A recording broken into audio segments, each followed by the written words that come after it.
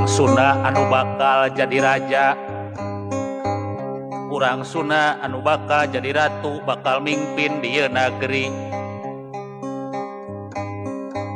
Incu ciung putulutung tedak menak darah lodaya, titisan andana wiri, terus ing madu terahing kusuma.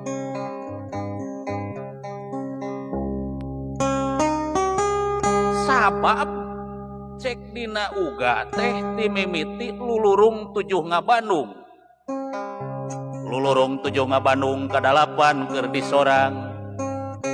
Timimiti presiden kahiji nepi ka 7 teu aya urang Sunda.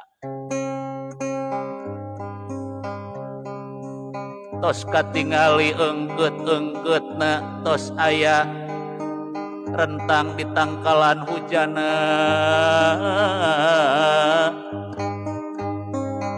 sugan jeung sugan, sugan Jamparing telepat ngeuming kena kana mamarasna.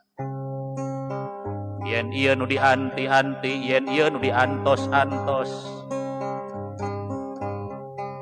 anu bakal jadi ratu baju butut babadong batok, anu colna di Gunung Surandil, banderana Karakas Cau. Kitu ujaring dina uga. Lulurung 7 ngabandung kadalapan keur disorang.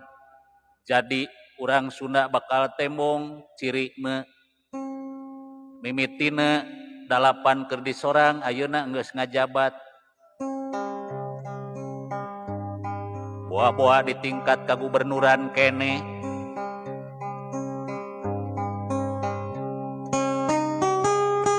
Sabab dina uga 8 keur disorang, salapan heuleut-heuleutan. Jigana salapan heuleut-heuleutan teh eta kecap jadi wakil heula. 10 Raja Bantala.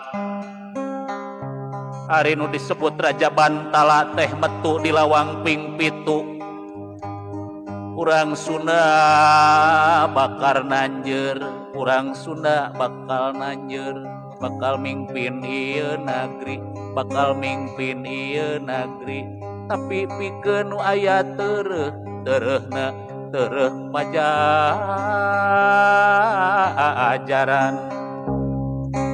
teureuk Siliwangi, Siliwangi pajajaran.